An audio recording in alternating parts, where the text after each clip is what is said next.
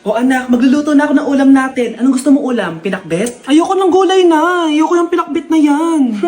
Fried chicken? Nakakasawa na yung fried chicken na yan, Nay. Gusto ko yung may sabaw. Ang arte mo naman anak. Anong gusto mo? Sopas? Luso, pas. Para naman tayo nasa lamay niyan eh. Gusto ko yung may baboy. Ah, alam ko na. Sinigang na baboy. Ano naman yan anak ha? Ba't tumitila-dila ka dyan? Di ba alam yun, Nay? Si Alden? Diyos ko, kaka-tiktok mo na naman yan eh. Ano na naman pinapanood mo ha? Ay, naku mga bata ngayon. Nakakatakot na kayo. Nay, bakit po? Mga sinungaling kayo? Paano niyo nagawa sa akin to, ha? Nay, anong sinasabi mo? Hindi namin maintindihan. Ikaw, Scarlett. Sabi mo doktor ka, di ba? Bakit katulong ang trabaho mo sa New York, ha? Nay. Ikaw, Brianna. Teacher ka, di ba? Bakit nakita ka nilang nasa bar at sumasayaw-sayaw ka pa? Ikaw, Michael. Akala ko may engineer na ako. Ngayon pala, nangi-scam ka lang ng tao! Bakit niyo tinago sa akin to, ha? Nay, hindi kasi ako nakapasa bilang nurse sa New York. Sabi nila, mas magaling kasi talaga si Brianna compare sa akin. Kaya rumakit muna ako bilang katulong para makapag-aral ulit. Oo, Nay, sumasayaw ako sa bar. Pero di ko binibenta ang katawan ko. Kailangan ko lang yung pera para makagraduate na ako bilang teacher. Ayoko na kasi manghingi sa'yo eh. Ang baba kasi ng sweldo ng engineer, Nay, kaya humanap ako ng paraan para kumita ng pera. Alam ko mali ang pagiging scammer pero yun ang bumuhay sa akin, Nay. Mga anak! Sana sinabi niyo sa akin! Pamilya tayo dito, diba? Magtutulungan tayo! Bakit tinago niyo sa akin? Natakot kasi kami, Nay, na baka ma-disappoint ka namin. Alam kasi namin yung paghihirap mo. Mapag-aral lang kami. Anak ko kayo. Gagawin ko lahat para sa inyo. Sa tingin niyo ba hindi ko kayo tatanggapin, ha? Kaya itigil niyo na yung mga ginagawa niyo. Lalo ka na, Miguel. Opo, Nay. Sama-sama tayong bumangon. Nay, sorry. Wow, ang sweet naman. Isa ka pa. Gusto mo talaga masira itong pamilya namin, no? Lumayas ka dito, pamilyang peke! Ano? Palibhasa, di ka mahal ng pamilya mo. Mga ate, kuya, proud pa rin kami sa inyo. Mga anak, simula ngayon, sama-sama na tayo, ha?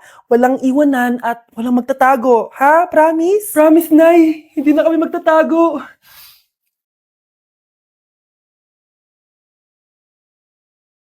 Nay, punta tayo sa mall. Wag muna ngayon, anak, ha? Madami kailangan na tapusin na trabaho si nanay. Ah, sige po, Nay. Palagi nilang busy si nanay. Ako na lang mag-isa lalabas. Diyos ko po, anong oras na? Di ba pala kami kumakain ng anak ko? Anak, anong gusto mong ulam? Nasaan na ako? Hala, si Teddy na dumihan na. Ano yung gumagapang? Anak! Pumunta yun. Mare! Yung anak mo! Oh, Mare! Nasa inyo na naman yung anak ko? Pasensya ka na, ha? Makulit talaga yun. Mare! Patay na yung anak mo! Natagpuan nilang wala ng buhay kasi natuklaw siya ng ahas! Bakit di mo siya binabantayan, ha?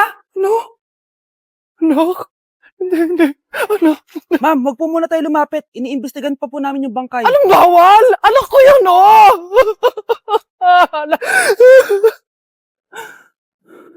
Nay, punta tayo sa mall. Anak, buhay ka. Sige anak, labas tayo. Punta tayo ng mall. Yay! Pumunta kami ng mall. Oh anak, nag-enjoy ka ba sa mall? Opo, Nay. Nag-enjoy talaga ako. Kaso, nagugutom na ako, Nay. Kumain ka na, anak. May tira pang pagkain dyan sa lamesa. May aasikasuhin na ako trabaho, ha? Ah, sige po, Nay. Ang sarap! Salamat naman at nabuhay ang anak ko. Anak, tapos ka na ba Anak? Anak! Anak! Ayoko mawala ka ulit sa akin! Nay, punta tayo sa mall! Bumalik na naman ako. May sumpa ata tong kwintas na to. Kailangan kitang itapon para tumigil na tong sumpa na to.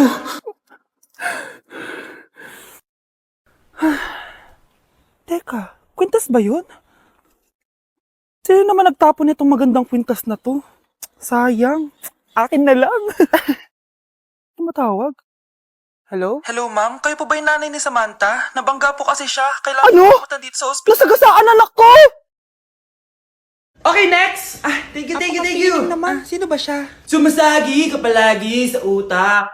Next! Lo, di pa nga ako tapos eh. Ba't walang magagaling? Mukhang magaling siya. Kifi! Ang Kifi ko! Anong title na kinakanta mo, be? Kifi po yung title ng kanta. Ayan, kaka-tiktok nyo yan. Next! Sana naman maayos na yung kasunod. Zobagut. Habang tayo...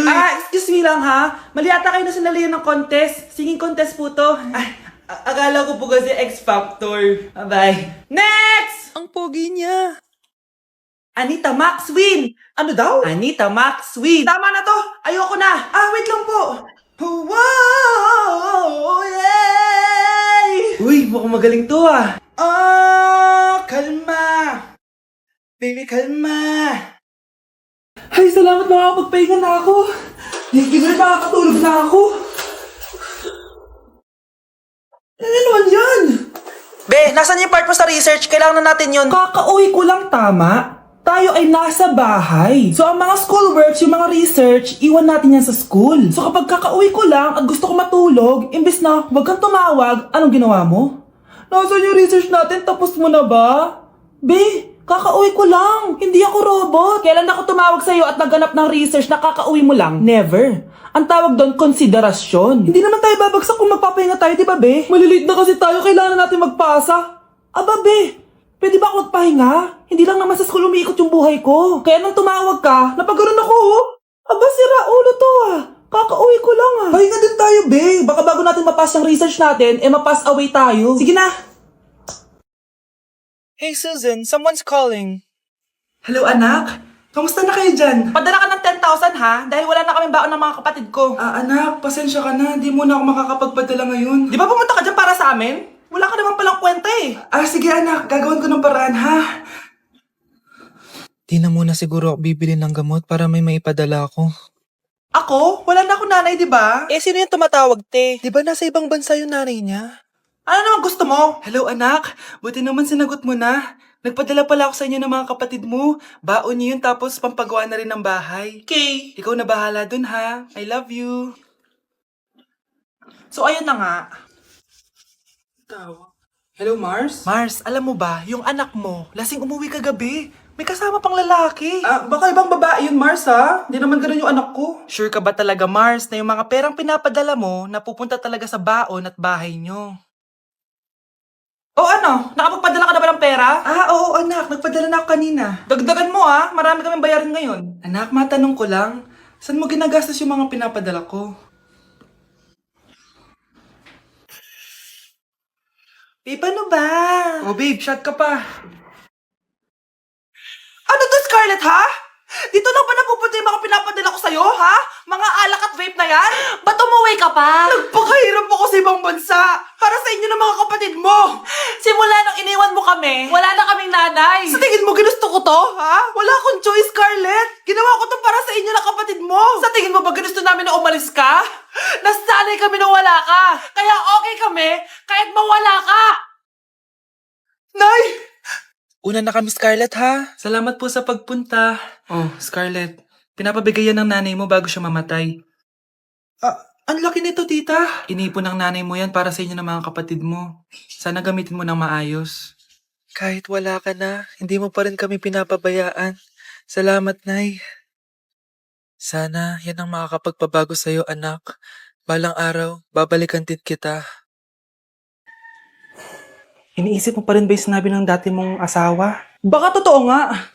Na isa lang akong hampas lupa na hindi nagaganda ang buhay. Ano ka ba? May anak ka na umaasa sa'yo. Tsaka, magkakatrabaho ka na, di ba? Hindi ko na alam. Sobrang bigat na. Pero salamat, Susan. Napagaan mo loob ko.